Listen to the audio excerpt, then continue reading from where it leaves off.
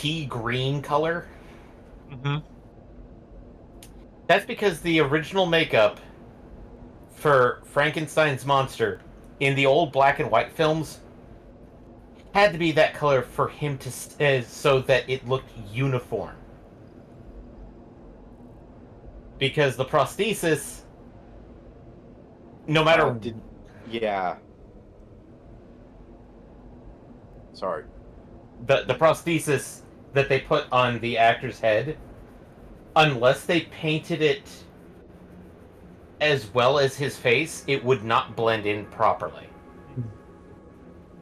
So that's where the whole thing of Frankenstein's monster generally being pea green came from, is that the film was done in black and white, but color film was available, picture only.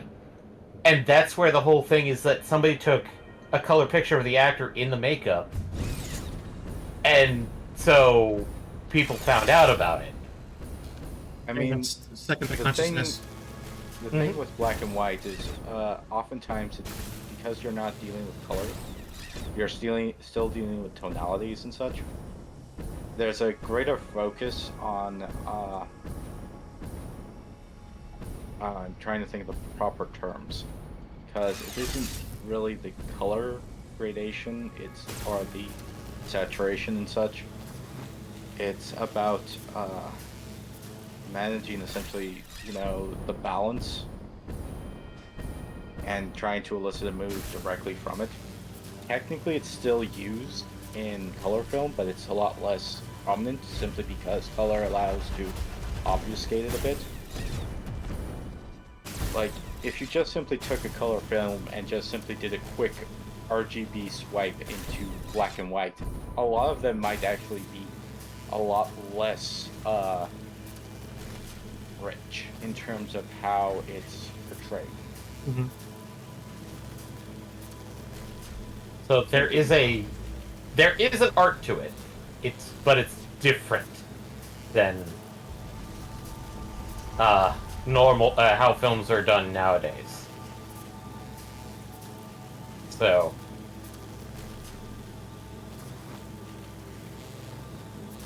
Republic of Gamers.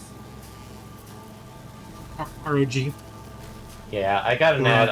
I just saw the tail end of it. Rog. Rog. So.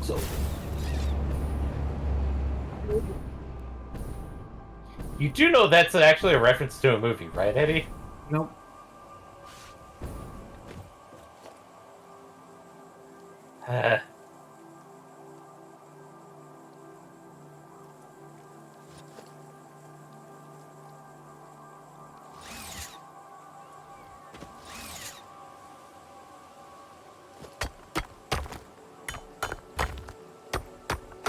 Is it a famous movie or something? Well, kind of, because the main actor was Ringo Starr.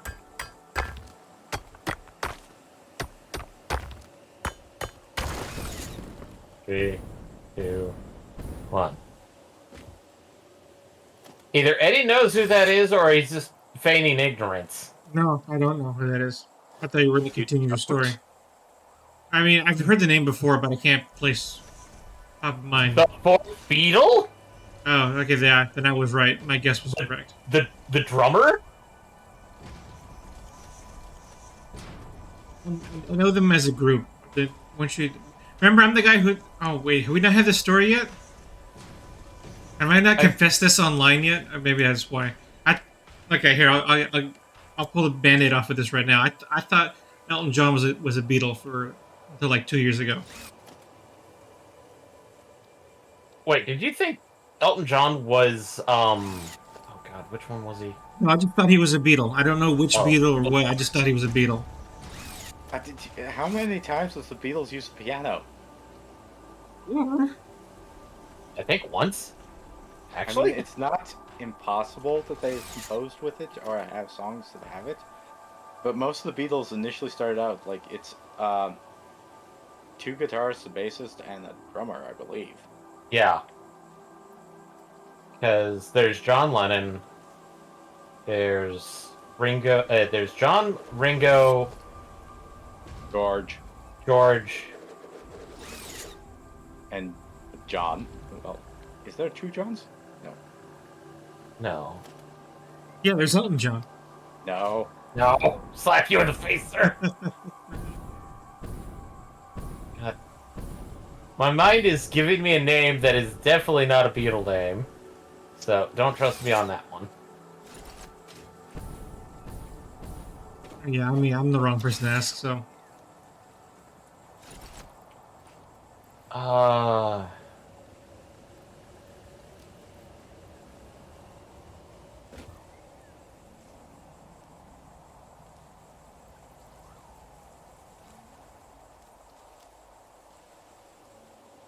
Right now, it's making me want to rewatch.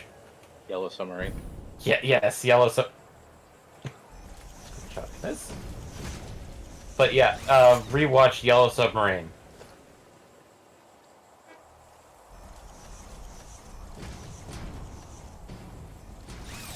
Easy way to check. Oh, you're back in the game. Yeah. Yes. Sorry, nobody said anything.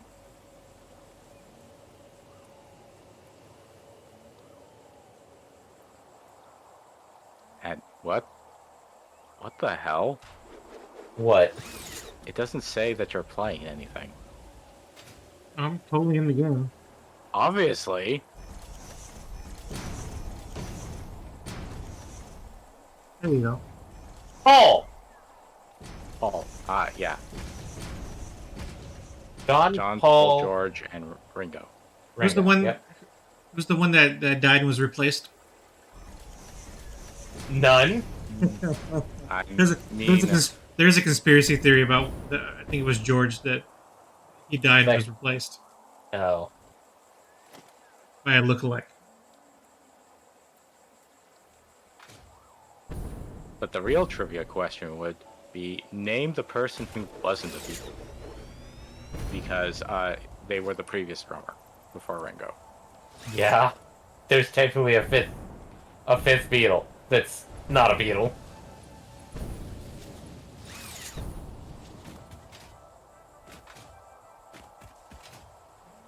Because John got assassinated or killed. That'll ruin your career. George It's iron bars. died, I think, what was it, in the, like, 90s?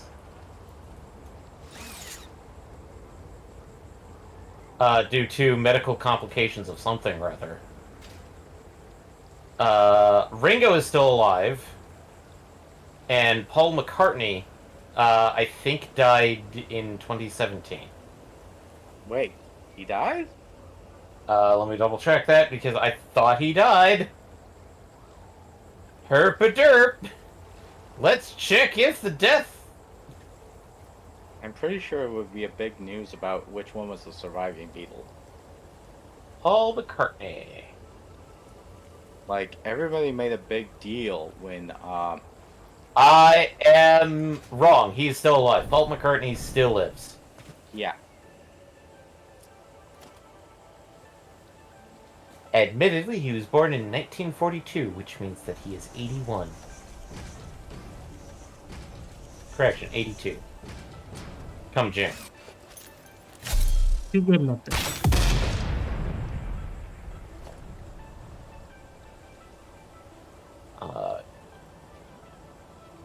George...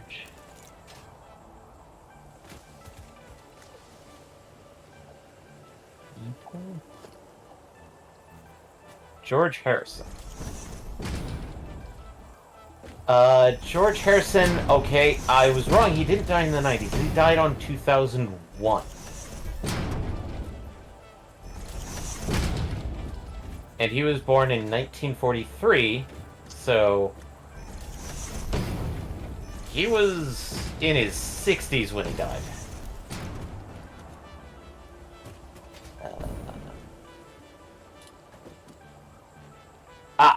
I was right with George. He died of complications due to lung cancer.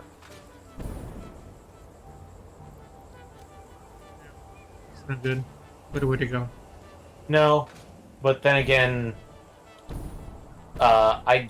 it's not a good one, but it's technically better than the way that John died, which was extreme forceful lead poisoning.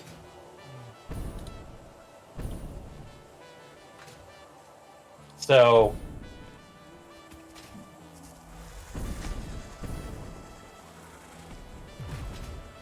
It'll do it. why would I want to kill people? I mean, outside of the norm reason why, if they're stupid. Why would I want to waste energy trying to actually do that? Wait, who threw out the accusation? You did, Eddie. I mean, what do you mean? What did I say? You said don't do it. As if I was actually going to do it. It's like That was the royal don't do it, not necessarily you don't do it. I was speaking to the people. am I not part of the people? Yes, but I didn't expect the people to answer me as if I was specifically accusing them.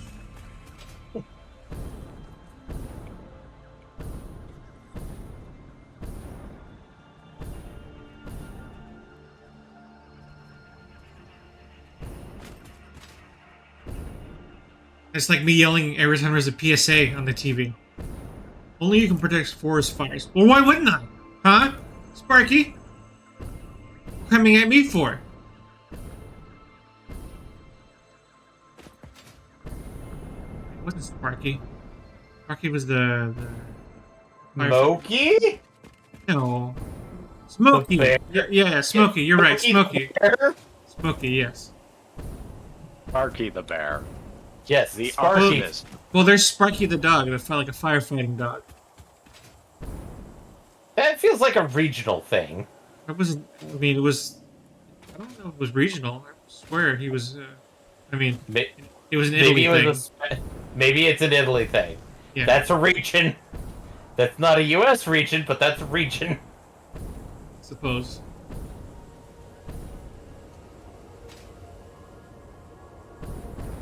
Damn you and your logic.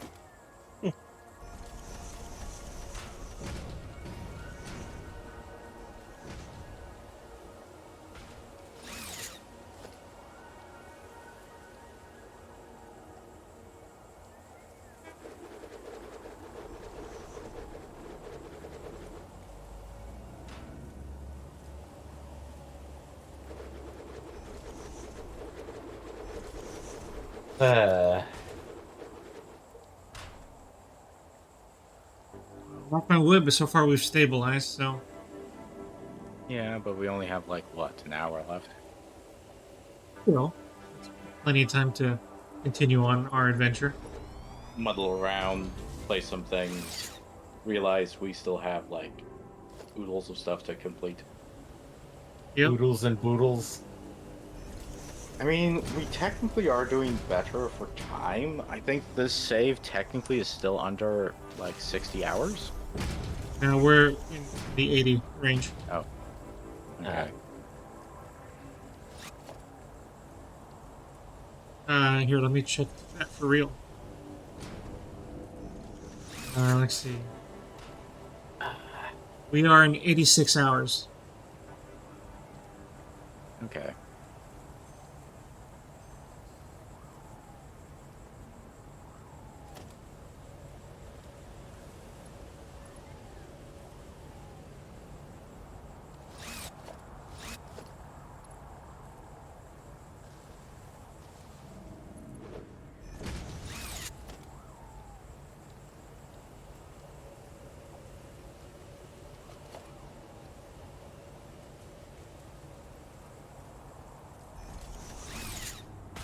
You know what's one thing that I've used so much less in my solo playthrough? What? I haven't used I have used the programmable splitter once in my solo playthrough. Really now? Yeah. Only one instance when using a programmable splitter. Well, I think we've had the discussion that smart splitters do 90% of what you would need. So, why would you ever use a programmable one? Right. That's kind of where I landed eventually.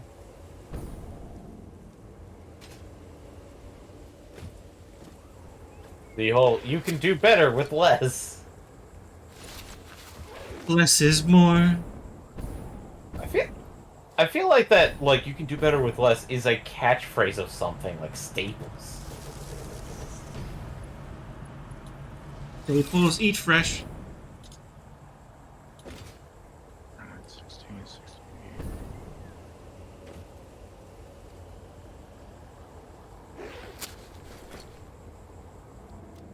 Staples.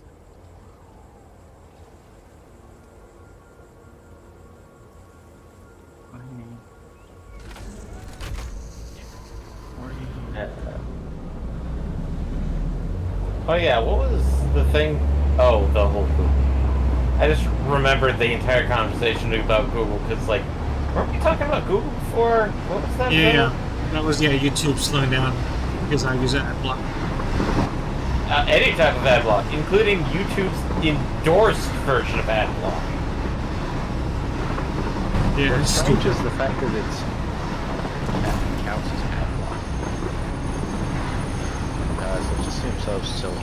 Because wouldn't it, because you're doing YouTube Red, it would already intentionally like flag your IP as good? That's that's part of the annoyance of the whole thing is that they just shotgun this without taking even that into consideration. Any Well, old. somehow they never bothered to double check their notes or something. To go, would this cause a problem? Yes. Would this cause a problem to our subscribers? Oh. Do we care? No. Well, if somebody complains, I guess. And then people found out.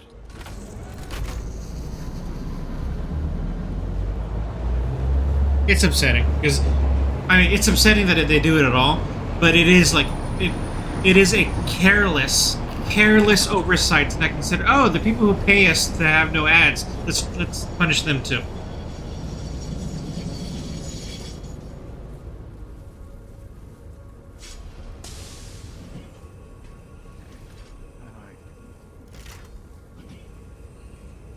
For all I do for them, this is how they repay me.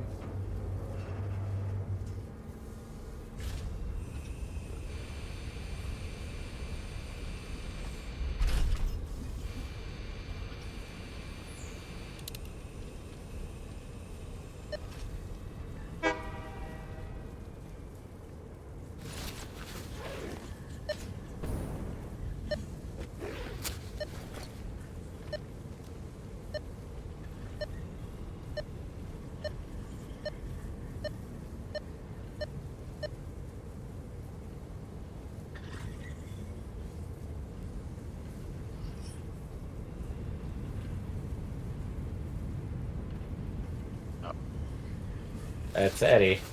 Getting No, the that's hard me. drives. Oh, that's Nope, you. that is not me. How fucking dare you? I had to switch to searching for slugs. Slugs! Slorgs.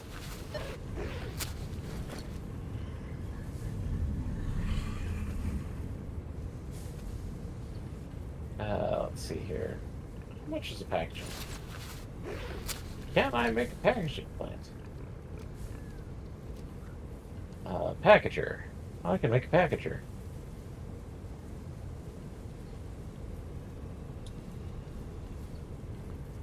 I still find it so strange that the entire Christmas stuff does Yeah. not use packagers. Well, I don't think they've got it yet. Well, I mean, it doesn't make any sense to Hey, unpackage ooh, Christmas look at the stuff. stream. I'm carrying. Look at the stream. Look at the stream. Look what You I'm got a doing. Mr. Bean! Goodbye. Goodbye, Mr. Bean. You have been displaced.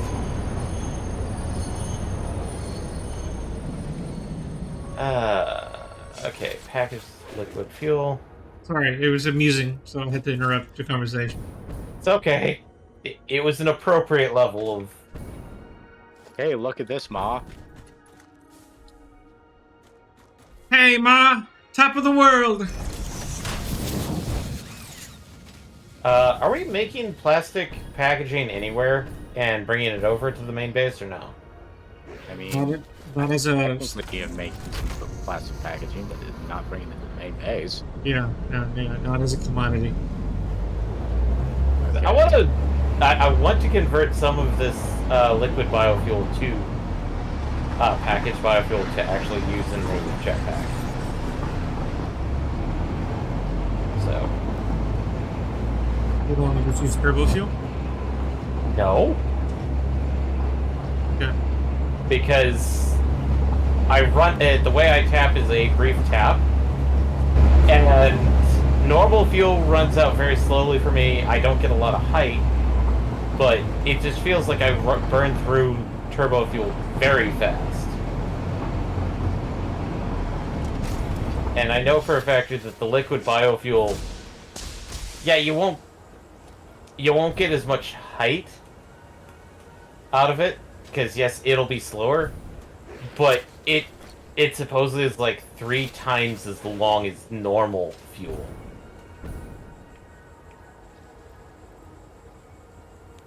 So, is there any place that we're storing packaging that I can raid?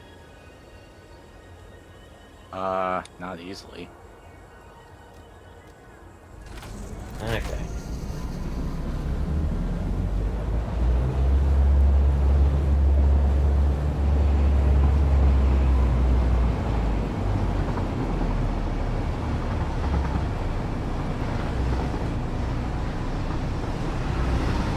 Actually, do we have the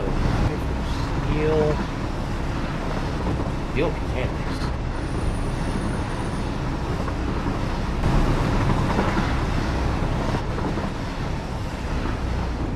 Let's...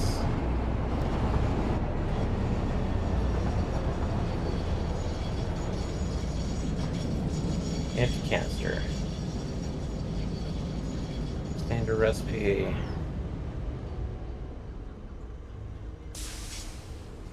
Okay, we just have the standard recipe. We don't have the steel canisters.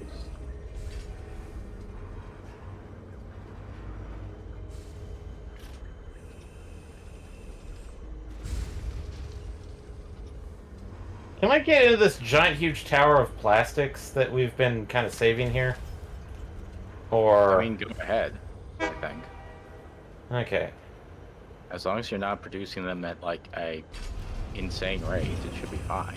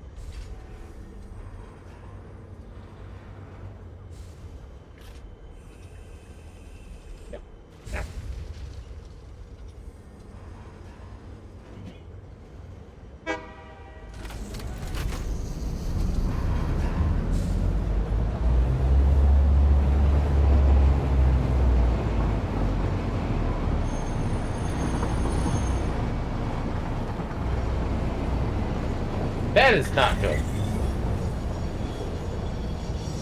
It's arguable.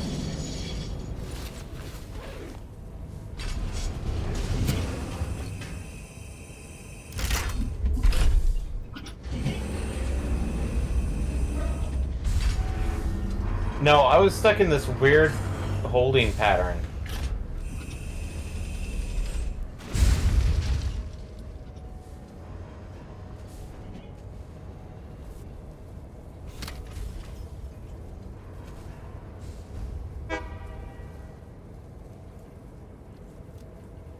Section.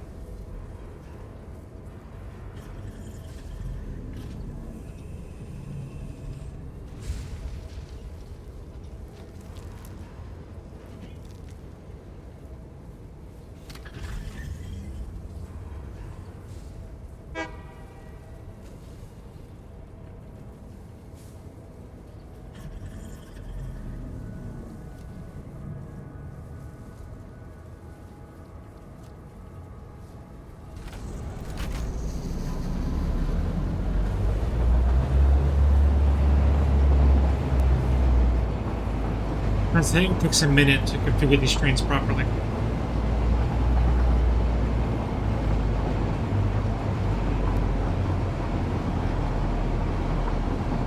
Oh, you are reconfiguring the trains. As you said you want them Well, I'm still working on the new trains on where I'm trying to build a Barbary fault line. Still working on that.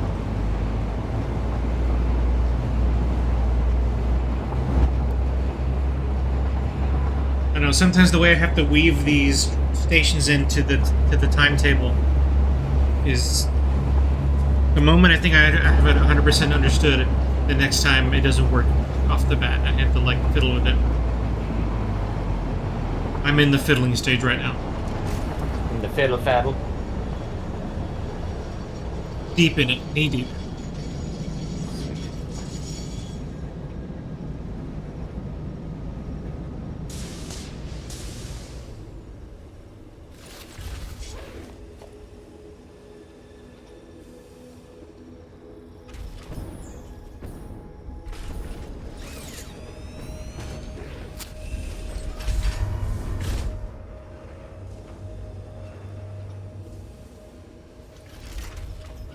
Oh, I'm out of aluminum sheets. Here. You need a piece of food. You're a piece of sheet. I am shiny and invaluable, and allow things to move smoothly. Mass produced.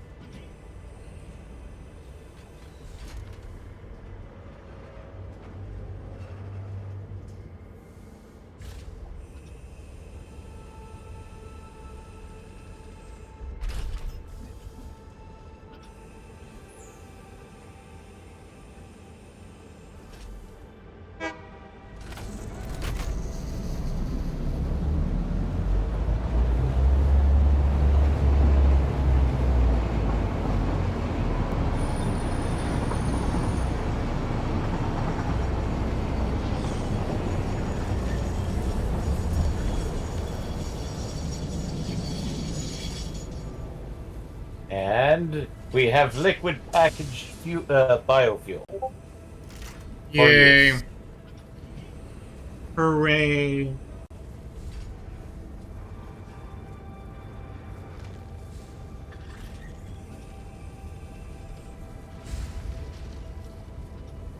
I said hooray! Your problem that you're wasting, that you're using turbo fuel. Look, he wants to be Turbo Man. Turbo Man.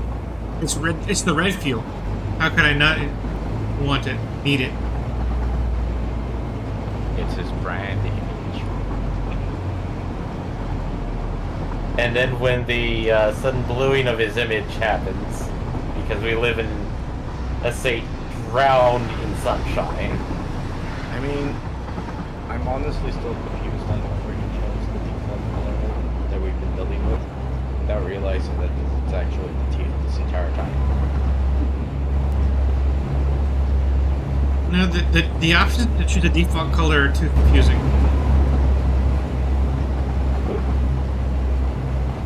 What was that? What was what? It sounds like something shut down immediately. Oh, this is a refinery sound?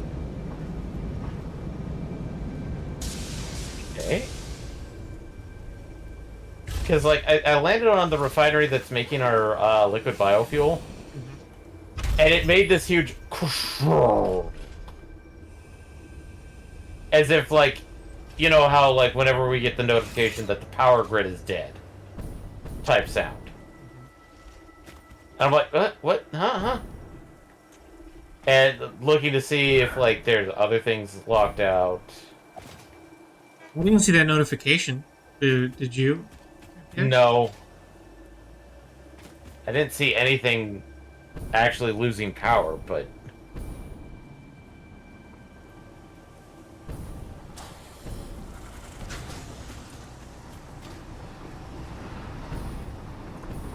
Stop that.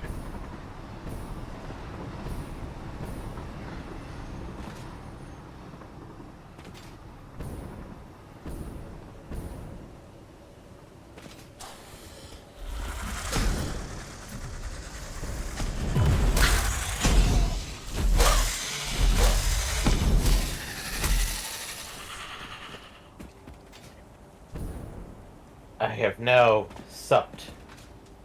So, let me go make a chainsaw just to see if this actually works with the chainsaw.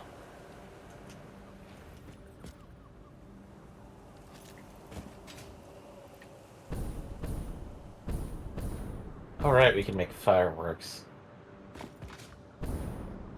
Chainsaw. Yeah, missing screws.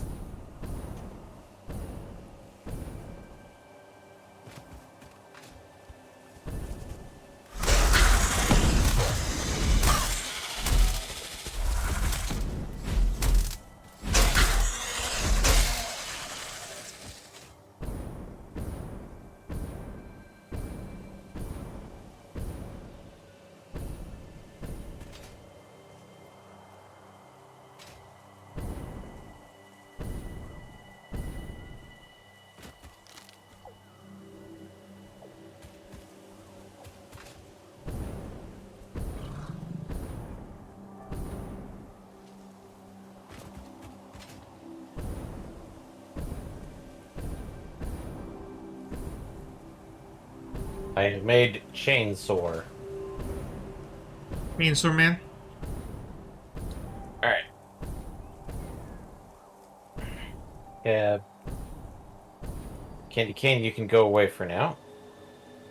Chainsaw.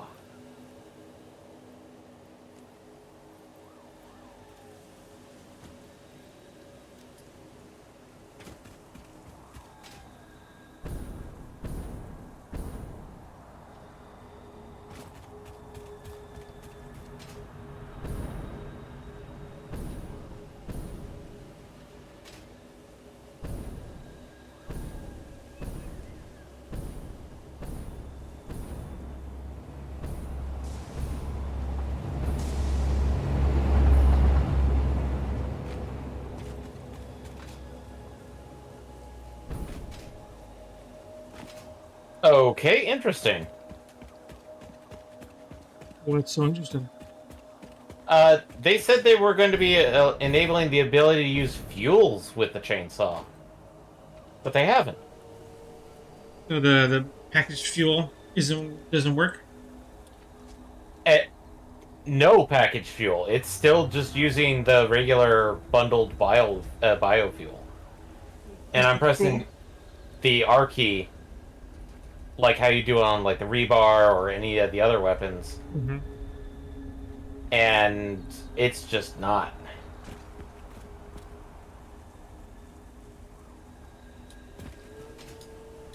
So Gotta love that. it is what it is.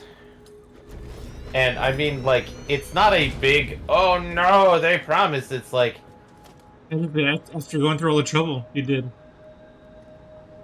I mean, it's still usable in the jetpack of all things. So, and I'm not taking all of the of the bundled the solid biofuel to make just packaged biofuel.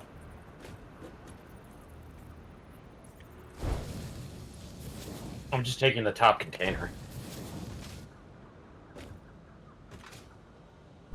And it's not like we can't just use freaking obelisks to clear stuff anyway at this point, so.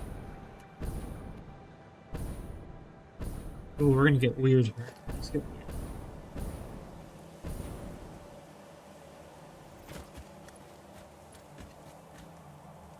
But no, I know that they've stated that they do want to give people the ability to use fuels in the chainsaw. But it might be one of those things of like they got it working for the jetpack the way they want it to, but they may want to do the same like weird shenanigans that they did with the jetpack with the chainsaw. Like if you put in turbo fuel, it operates faster, but doesn't operate as long. Whereas if you put in liquid biofuel, it operates super long. Or if you put in normal fuel, it just operates. Like if you put in solid biofuel. But it's much more efficient. Or it's one of those things of like they tried to implement it and then just all of them operated the exact same way. So there was no discernible difference. So they just disabled it. Hmm. So, Yeah.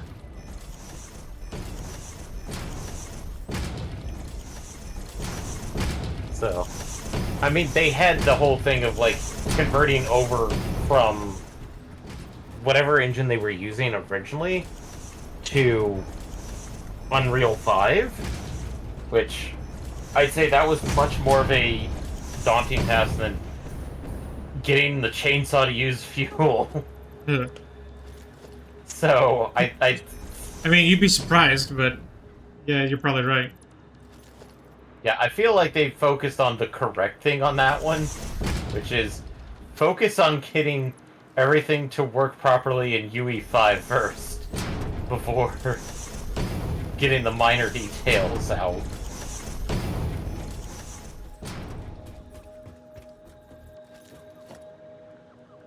So...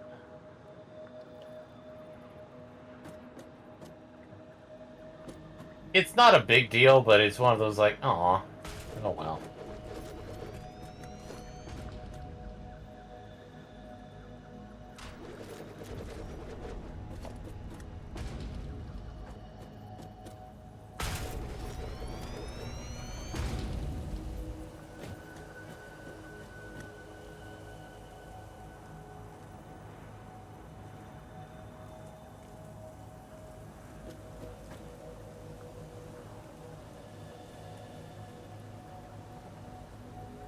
But,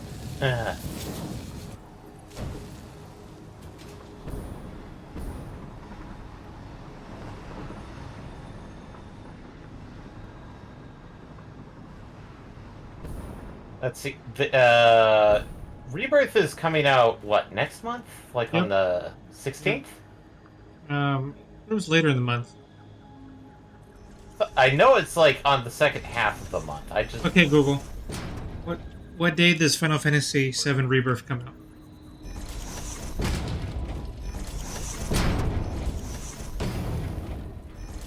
no response. February 29th.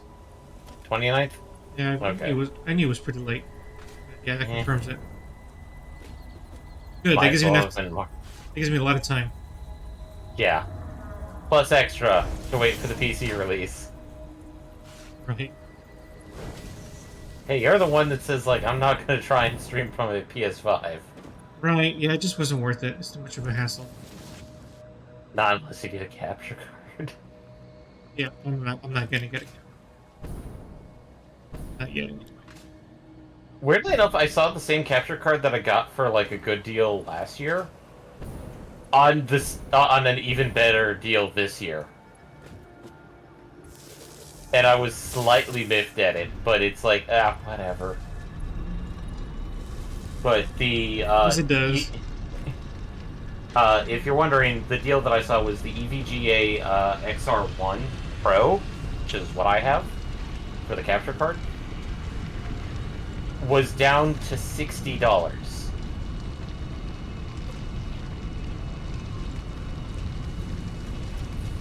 And normal price for it is about $200.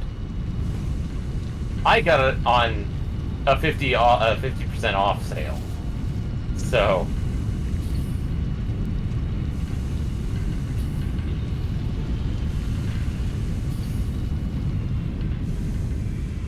this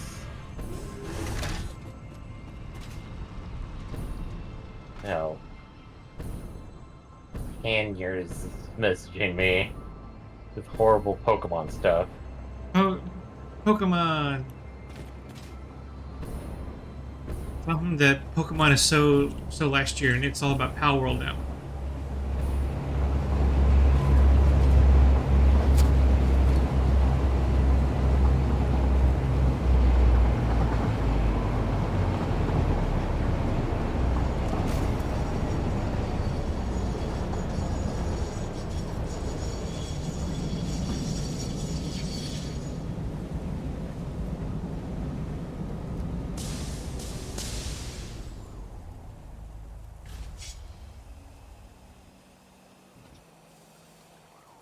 I'm just send him to give him Pal World. To get hit. Admittedly, what he sent me was a video called "If Pokemon was not rated E for everybody." It's like, Oh, yeah, they- that's called Pal World, man. Well, no, it'll be a lot of. That's the Peta Pokemon ripoff. Yeah. There'll be a lot of weird stuff. I watched a little bit of it. It's just a rap using Pokemon names and people and places, talking about, you know, typical rap stuff. As you do. As you do. How's he done?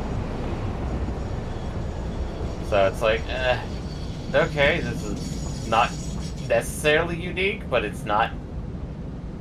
Wasn't bad. It's just like, not my cup of tea.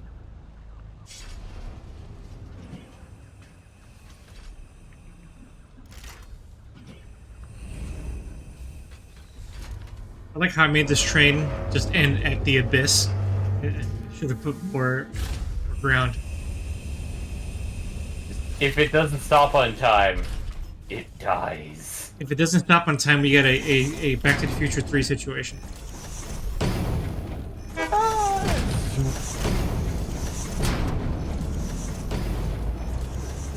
Back to the Future 3, the best of the Back to the Future. Not 4. Is there a 4? Okay. There's not a 4. There was like a point-and-click adventure game for Back to the Future. Oh god. That's how you...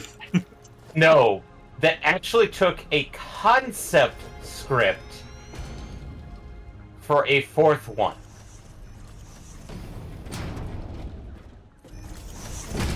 And it's weird because some fans that have played it said, yeah, this is proper 4.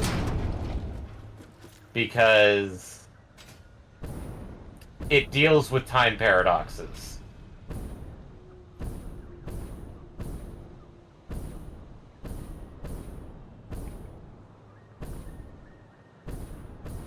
But no, apparently there was at one point somebody trying to somewhere, some way, somebody had created a 4th script for Back to the Future. I mean, no surprise. I'm sure they wanted, like, ooh, money printer.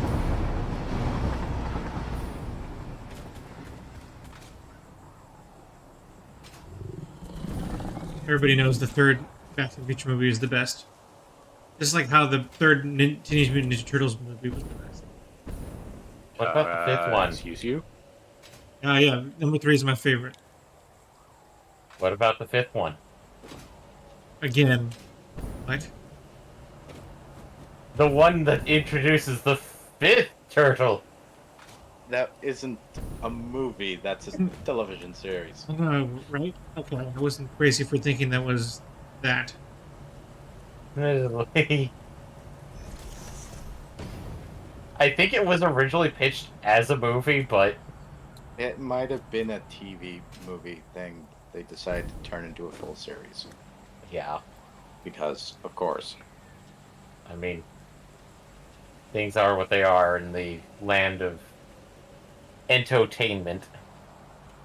Money printer goes burr. Yeah. Oh yeah, Eddie, I'm not sure if I mentioned this on any of the previous streams, but I stumbled upon a Star Trek cartoon show made by Nickelodeon. A different one, a new one, the one that's referenced all the time. Not the Lower Decks. No, I know you mean that. I know there was an animated Star Trek show like way back in the day, right? Not the old one on TOS. Either. This one was made by Nickelodeon about 2020. Yeah, like 2 to 3 years ago. Okay, no, I'm not aware of this. Well, it's on Netflix. Is it good?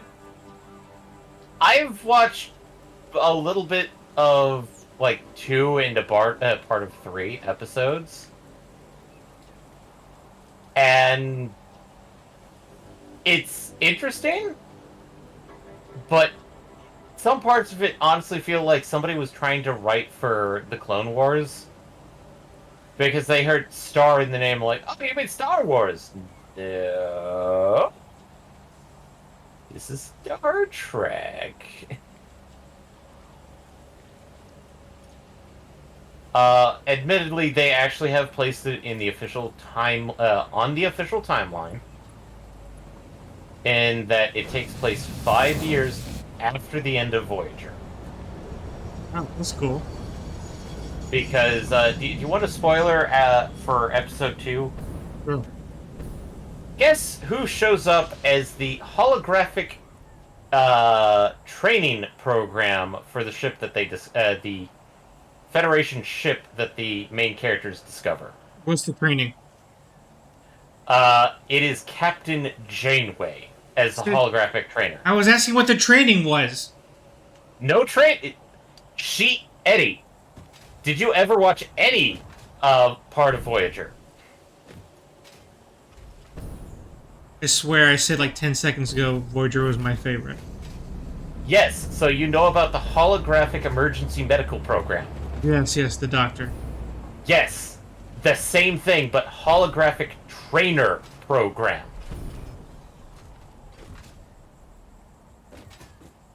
So it's an emulation of Janeway. It's an emulation of Janeway to train the people of the ship. Okay, so that's what I was asking. What was the training program? Well, that's the thing, is that it just says trainer program. Okay. It does not state what type of training, like cadet training.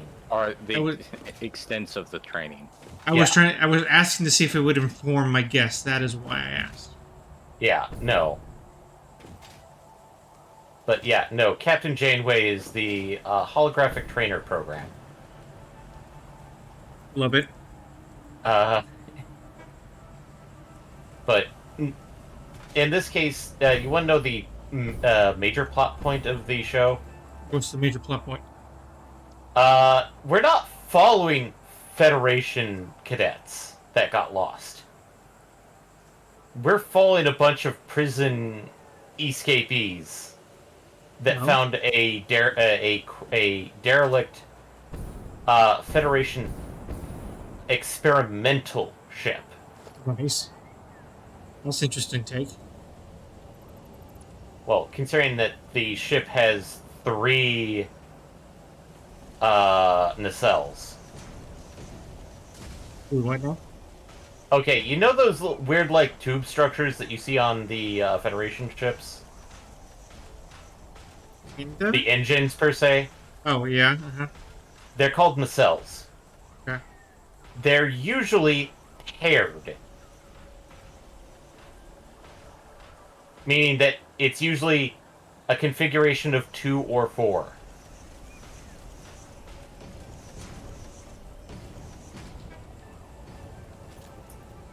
Three is an odd man out because somebody had to fudge the logic a bit. But 3 nacelles is a supposedly highly unstable configuration for the engines, essentially.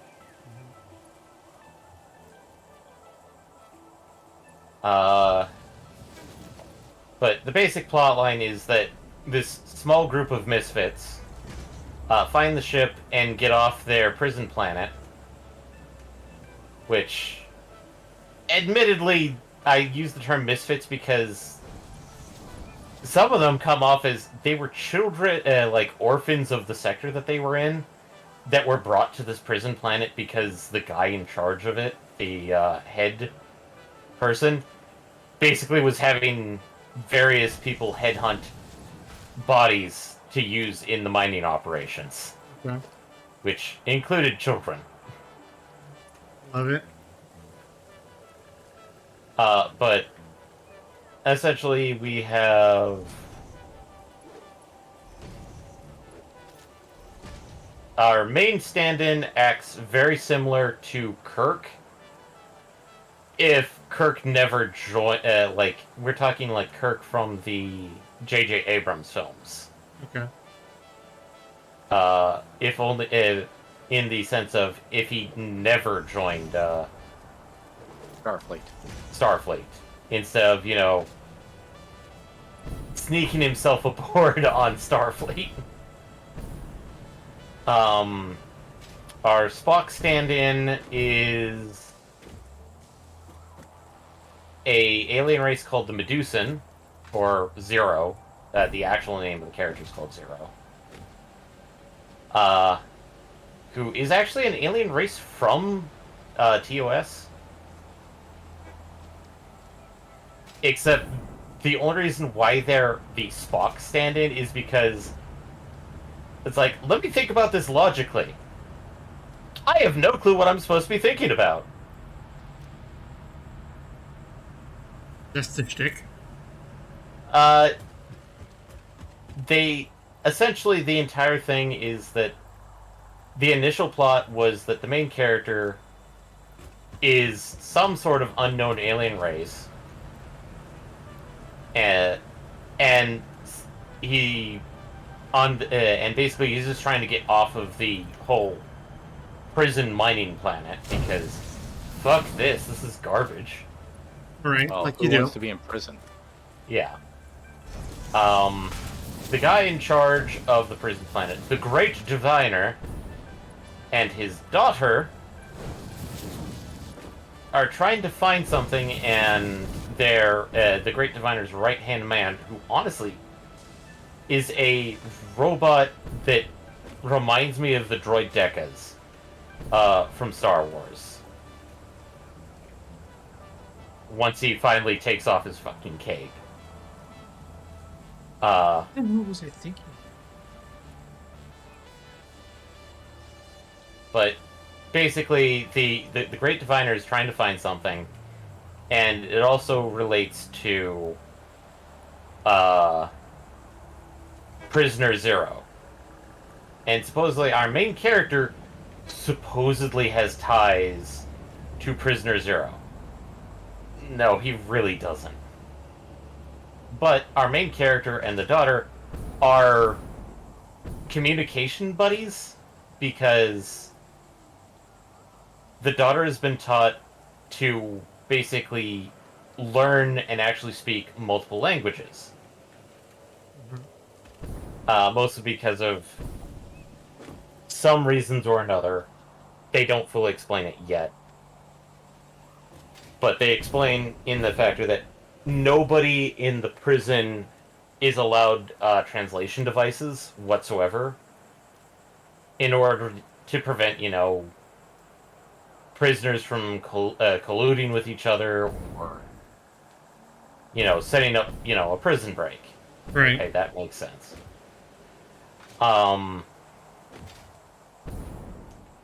So, main character almost gets away, not in the best of ways, because he basically almost escapes the mining facility in the equivalent of a dump truck into space. Like, into the empty void of space. So, he probably wouldn't have lasted long. How do you know? It does not Are you have any... assuming? Well, the dump truck does not have any shielding to keep atmosphere in. And runs off the base's own power cells. So, when they shut everything down, the truck started losing power. So, he wouldn't have gotten far anyway. Plus the factor that he didn't have a spacesuit either. Okay. In a bind for sure. Yeah. So, basically, he gets caught after that attempt. The head jailer goes like, I'm going... and the daughter goes like, no, let me convince him instead of letting the head jailer do his thing, which... It comes off as the head jailer really just wants to kill our main character. Or severely wound him. Because he does not know what race he is. Just... It comes off as, like, he just really hates the main character because, well, he's the main character, kind of thing. So... His smug attitude irks me. Yes.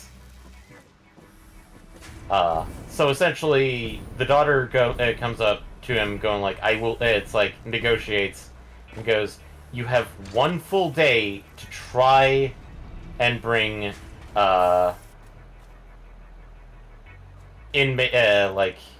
Inmate Zero or Captive Zero back to us. So, main character partners up with one of the aliens he bumped into on his escape, who is one of the rock creatures. And, well, they, I forgot the character's name. Played by Dwayne The Rock Johnson. Yes, of course. No, not quite. Because the character gets a girl voice once we hit the ship. But they go on a mining excursion. Main character is trying to convince that the other person's like, hey, let's go find Inmate Zero. And the other one's like, no, let's just do our job and mine. And get stuff. Enter argument. They collapse the mine shaft that they're in, which then exposes the Federation vessel and a lot of the crystals that whatever they were mining for, which I think are some form of dilithium variant, like dirty dilithium crystals. But they go into the ship, explore it, and the rock character stumbles aboard the ship, and then miraculously presses the power on button on the bridge.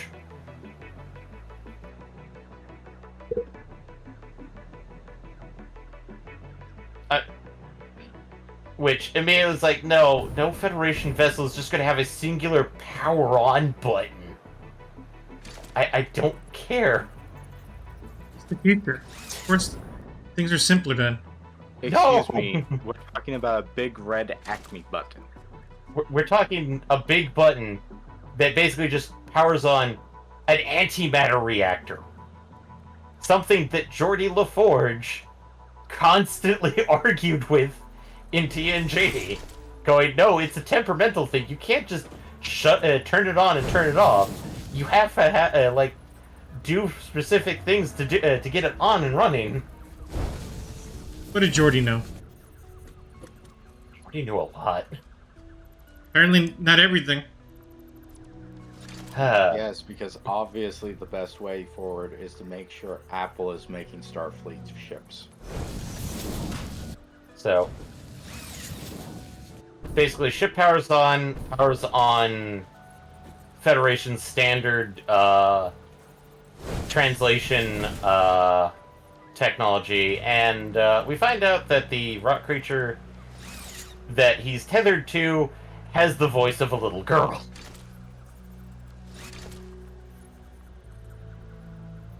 And so now that they can understand each other, they now change the plan to let's just get off this rock and get away.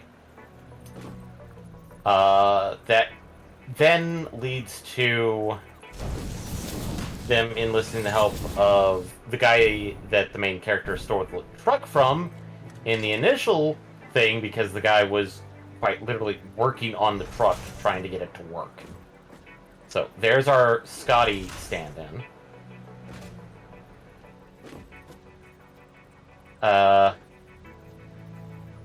It comes to the attention of the Master Diviner and the head jailer that it's like, yeah, if he doesn't come back within 24 hours, you have full permission to do, full-on torture to get information out of him. By any means necessary. Yeah, pretty much. Which, that seems to be the head jailer's MO, is heavy torture. So, 24 hours comes up, and the ship is not ready. And main character heads back, kind of escapes, but then the daughter finds out that, wait, why'd you let him escape? I thought you were like, he will lead us to Zero because he was never operating out of the section that he was telling you he was. And that causes the daughter to go like, wait, you're operating under the Master Diviner, aka Dad's orders? And it's like, I've always been operating under the Master Diviner's orders. So they follow the main character back to the ship. Everybody else goes, oh shit, why'd you do that?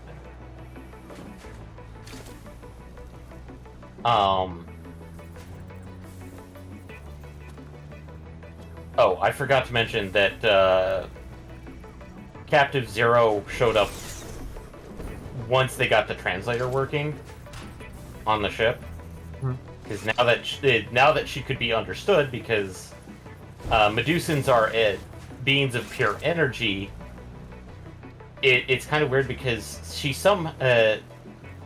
Zero somehow crafted a mechanical body to house her.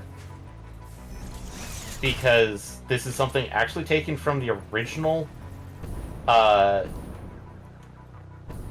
TOS series, is that Medusans, if you see the exposed energy body, it will cause your mind to basically just go insane.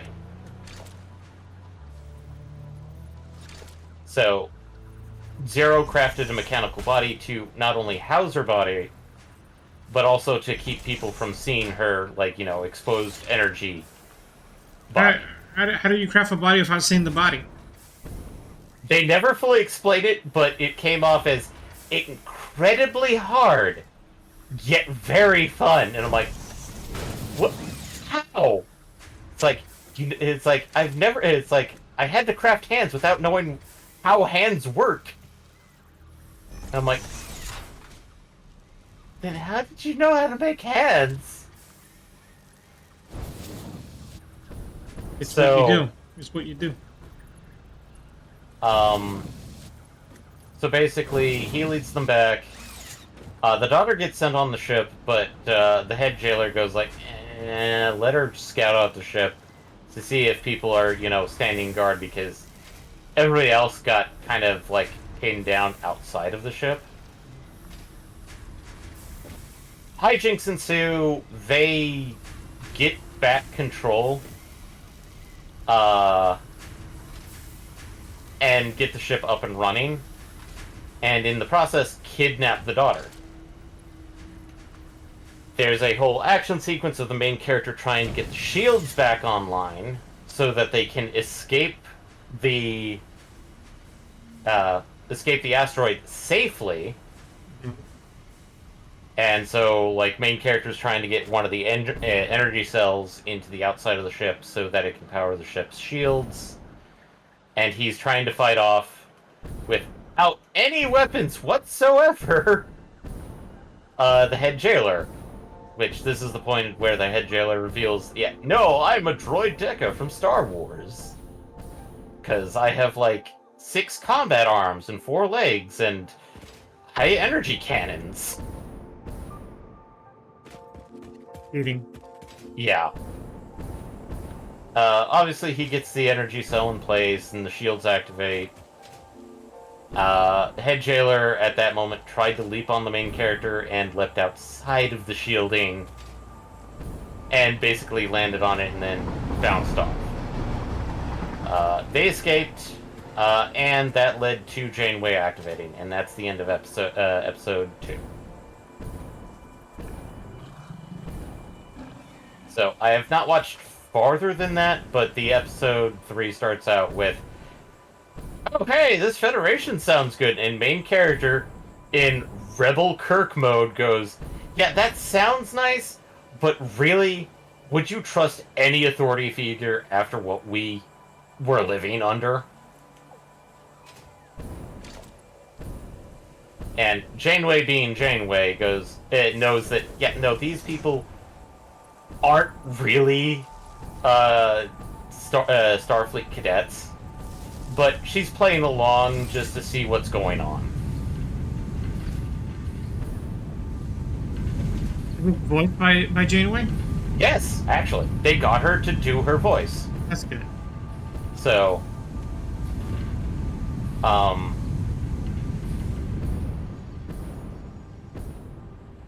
admittedly, like, when I first started watching it, I was like, what the heck is a Medusan? That doesn't sound like a Star Trek series. Also, 5-minute warning. So I went on Wikipedia and double-checked, and it's like, oh, wait. No, apparently all the aliens and things are actually taken from Star Trek lore, so whoever they got to help with it is actually trying to respect Star Trek lore and history. Because Medusans were a race that was only introduced in one episode in the TOS, the original series. The Engineer is a race that did show up in TNG as a neutral faction that did not join Starfleet until I believe it was the Dominion Wars, where they decided to side with Starfleet because they did not like how the Cardassians were handling things in the Dominion. But our main character was arrested before that happened. So, I forget what the rock creature is, but they're a relative. Does this take place after Voyager returns? Yeah, Delta this Quadrant? this takes place 5 years after the end of Voyager. Okay. So, which that leads to weird things of why is the trainer program referring to herself as Captain Janeway and not Admiral Janeway? Really?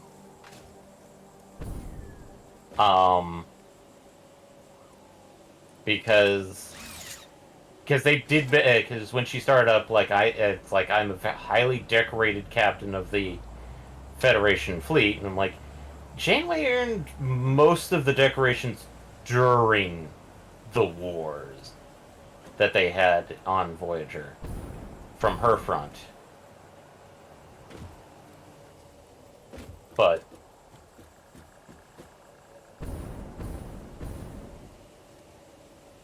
So, I haven't watched farther than it, but it still feels like whoever's writing the series is like still influenced a little bit by Star Trek, The Clone Wars, because it is fully 3D animated. I mean, Star Wars, the Clone Wars. Not Star Wars, Trek, the Clone Wars. That would be actually going back in time, technically. I mean, that's the Eugenics Wars, which is slightly different. Admittedly, some people would probably want that as a animated series, but Eh. eh.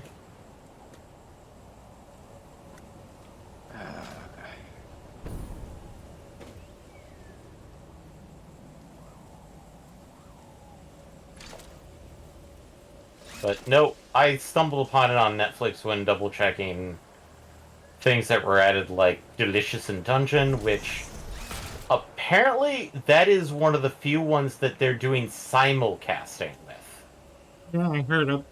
It's on my to-do list. It's on my queue right now. I just haven't seen it yet. So as of right now, like an episode comes out in Japan, episode comes out in the States. That's pretty daring for them to do that. It's not the first one that they've done it with. On day by day? Yeah, the first one that they did it with was Comey Can't Communicate. Really? Yeah. No, Comey Can't Communicate was a day-by-day thing. Oh, I thought it was just a Netflix. It is technically funded by Netflix, like Delicious in Dungeon. But unlike some other animes, it wasn't, oh, we'll just release it stateside all at once. It was like, we'll release this simultaneously. Yeah, that's totally what I thought it was. Yeah. No, but I was actually looking towards Akuma-kun just to see how that was, and I think that one is all in one. Like the standard Netflix operation of like all the episodes all at once. I think. I have to double check.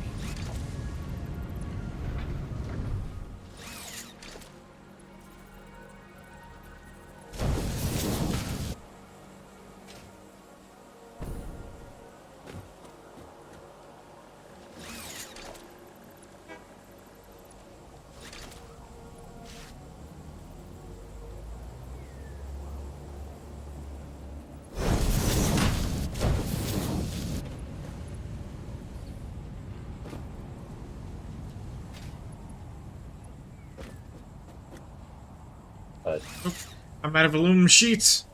Ah, oh no! You're now not full of sheets! Ironically, because ironic is that what I'm attempting to create is aluminum sheets. Oof. That is ironic.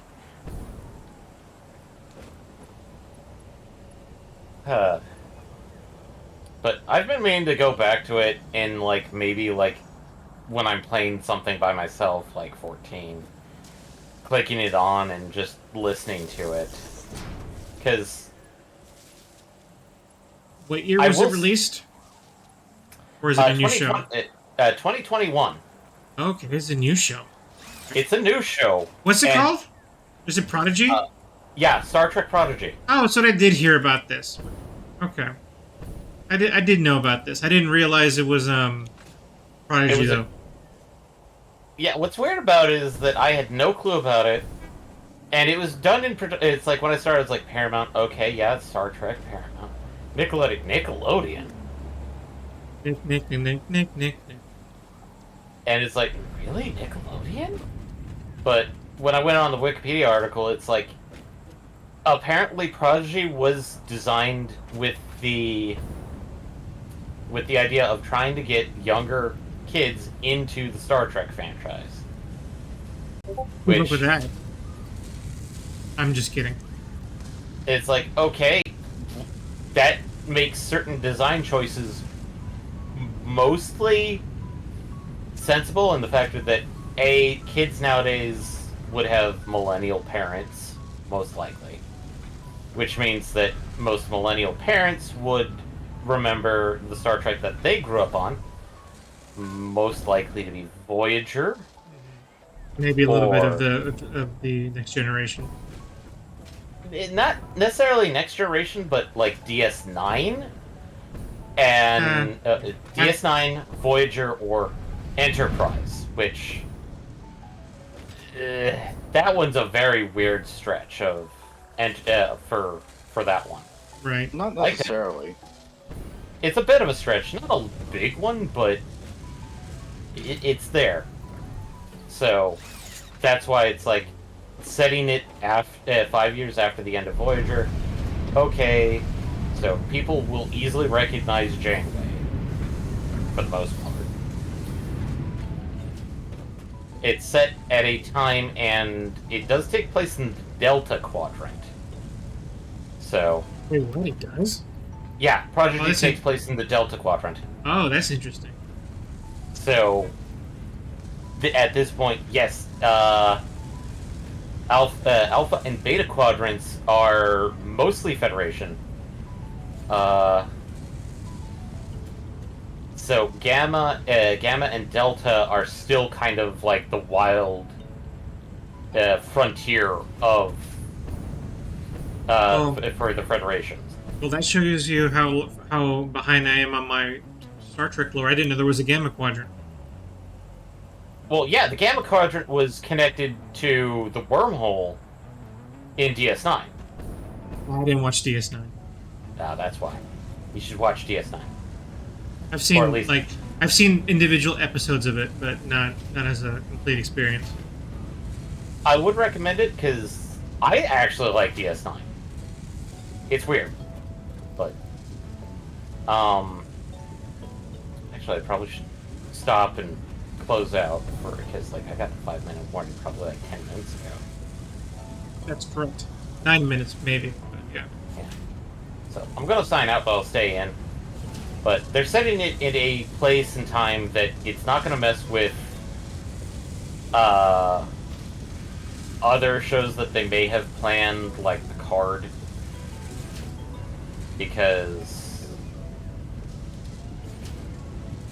which is why it's in the Delta Quadrant, because with it being in the Delta Quadrant, they don't have to worry too hard about like, oh, if this was in the Alpha Quadrant, we'd have to worry about like a heavy influence of Starfleet. It'd be like the MCU. Okay, we have to worry about the Avengers. Yeah. Basically, the whole thing is like, okay, it's like set it in Delta Quadrant, so there's a small like presence of Federation there. Not anything to really go like, oh, the Federation. So it's more like the Federation. What? Who are they? That sounds nice, but really, who are they? Other aspects is that the show does go into the main character's background as to what he is. I didn't read into that one because it's like that sounds like spoiler territory. But, Spoilers. the main ship is an experimental ship, so that's why it's over in the Delta Quadrant for whatever reason. Not sure what happened to the crew on it. They're dead, Jim. They're probably dead.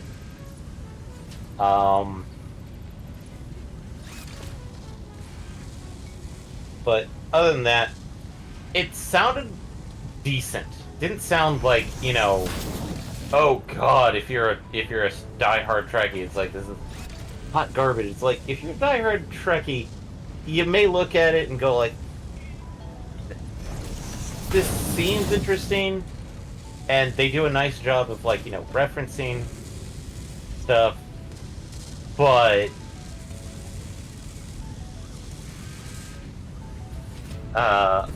outside of that, it's like, given how everything works, is that, like, okay, we do have, like, the standard Spock. We have the Scotty. We have the Kirk character. And weirdly enough, we have the Uhura character. Which, All original series throwbacks. well, we're missing Sulu. And Well, it's I only don't- episode 2. I wouldn't be surprised if it's one of those things where they introduce a character like that later. Yeah, and I think, and this is just my guess, is that the rock person is supposed to be the Bones stand-in. But Oh, interesting. because, like, Kirk is the mix between logic, because, like, this is the way I've heard some people describe the dynamic between the three, is Spock is pure logic, Bones is pure emotion, whereas Kirk is the mix of the two. Even though, like, if you watch the series, Kirk is kind of a weird, like, he seems more like 20% logic, 20% Kirk, and then 60% emotion. So, but supposedly the whole thing was that Spock was logical, Bones was the emotional, like, he responds to situations emotionally. Kirk was supposed to be the mediary between the two. Which, when you look at the dialogue, okay, that looks right. But then when you include William Shatner's acting, which he is actually a Shakespearean actor, it doesn't come off that way. Hams it up a little bit. Hands it up a little bit. But from that point, it's just, okay, cool, done, got it. So we have basically one character who is Scotty, aka the engineer. We have the Spock stand-in. It's like we don't have necessarily a Bones character because we don't have a dedicated doctor yet, but I do believe, like, I forget what the rock character's name is because it's a rock pun. No, I think it's like Bedford, Gibson. Limestone. it's something icky, like KY. Dale. KY. So it's like Ricky or Rocky or something. GB for iron. I don't know. I'd have to look it up. I mean, that would be pretty interesting if it was, but Yeah. I don't think that's really rock. It's more metal. Yeah. But our Spock stand-in is Zero, who is logical, but at the same time, they do a lot of jokes of like, yes, or I'm trying my best to learn how to control the ship, even though I have no idea how these controls work. Okay, interesting. Gotta give it the scouts try. Yeah. Our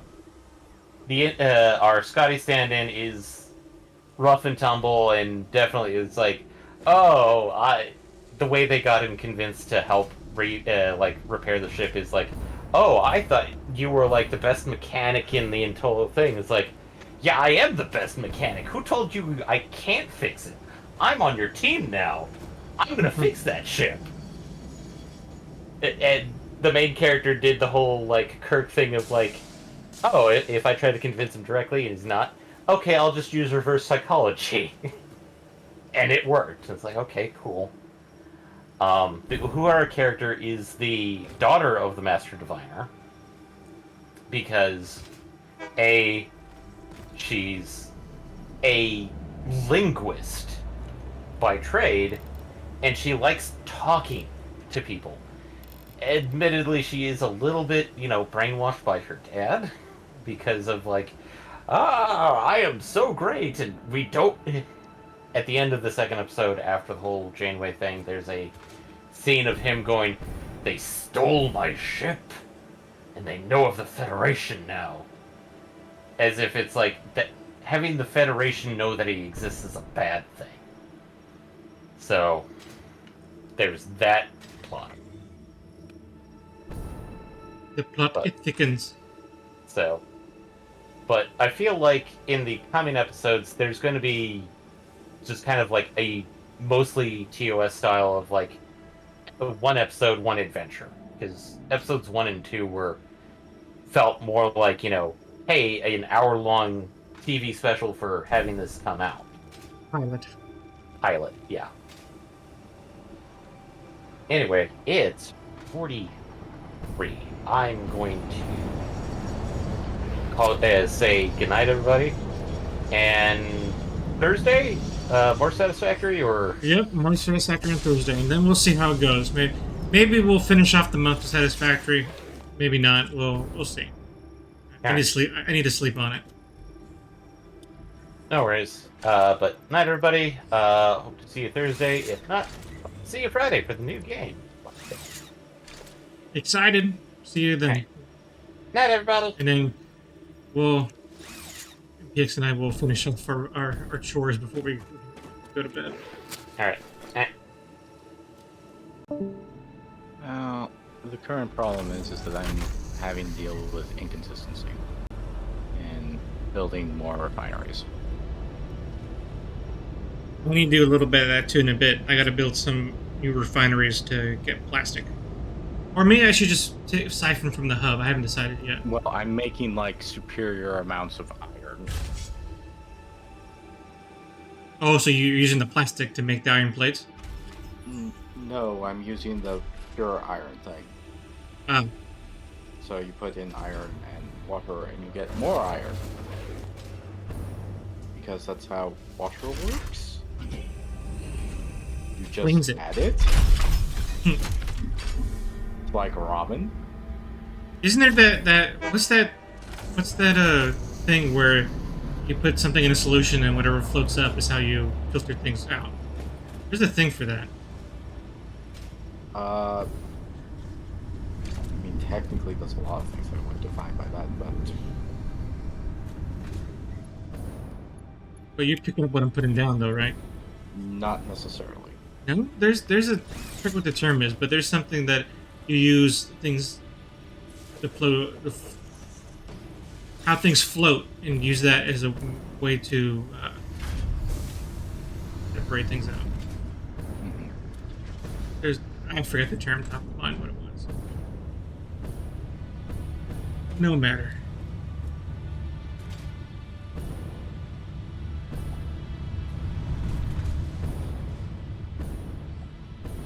I'll make one more run to the base and then bring back some supplies, and then I'll be ready to call it. So.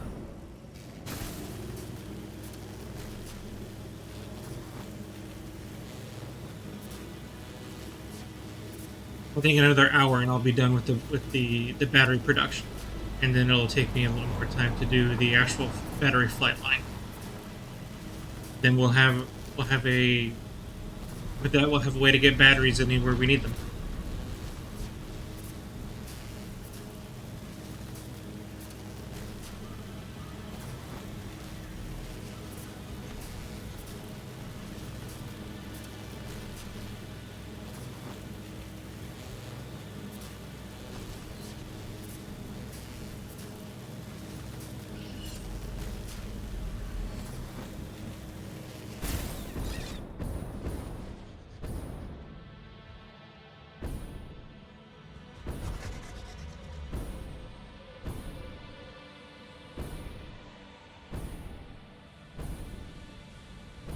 Okay, we're finally end up having a backload of not being able to produce more copper. Because there wasn't water reaching inner parts of the copper foundries. The ones you had set up next to the lake? Yeah. So I've changed things around so there's now a high pressure volume there, meaning that it's unlikely that I have to worry about that.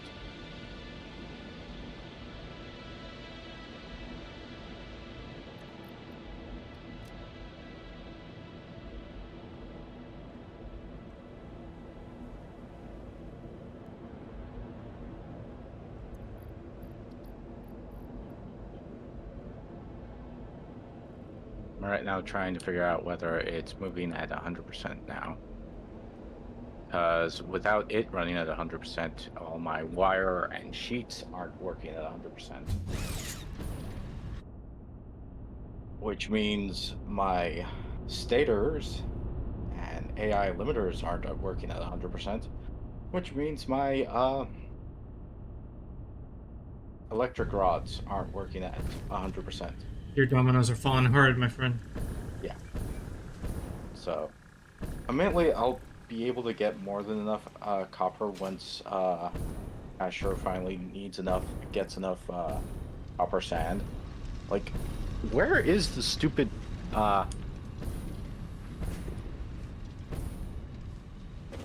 The particle accelerator that he's doing all this stuff with? it's to the west of the space elevator in Okay. his iron factory. I'm at the moment where I'm fine quitting, but do you need just need some company? Yeah, sure. Yeah, because I'm just collecting supplies before I call it myself. Okay. I gotta get reinforced plates. Because I'm curious as where he's taking all this copper dust to. 'Cause technically, you only need 1,000 of those. Admittedly, it's good that we need to start on that early because technically it's the longest running one. Takes forever. Where are the reinforced plates?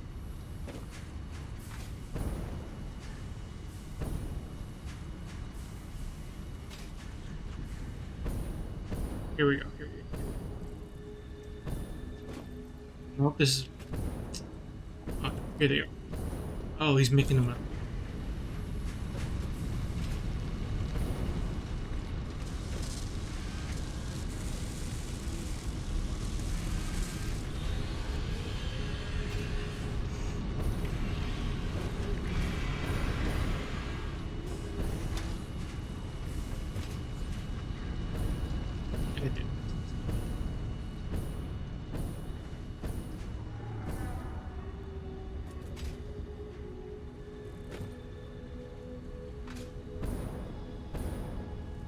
A major problem is how spaghettified the current main base is. Tom. It was when we were young. No, it was when we were newer. And younger.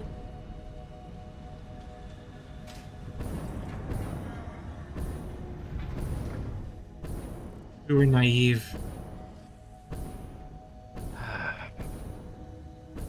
Half the problem is everything is sort of like scarce. We don't have enough computers being made that have enough radio control units being made. It's all very touch and go. Right.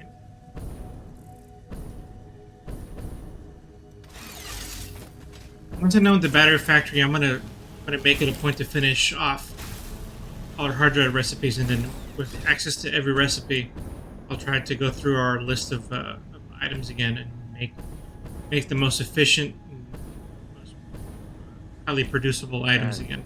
How much? Okay, we happen to have 3 different recipes for computers. Technically, the easiest is the 8 circuit boards and 3 crystal oscillators, because those are relatively cheap to make.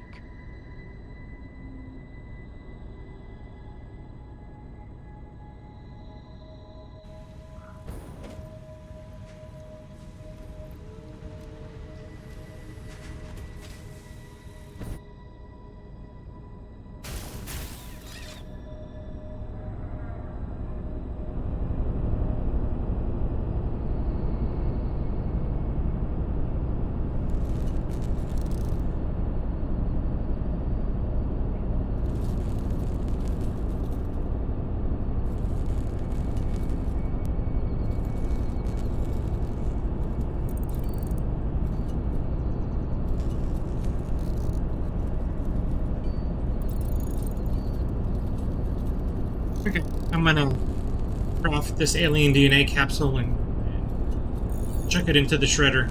Call it a day. Okay.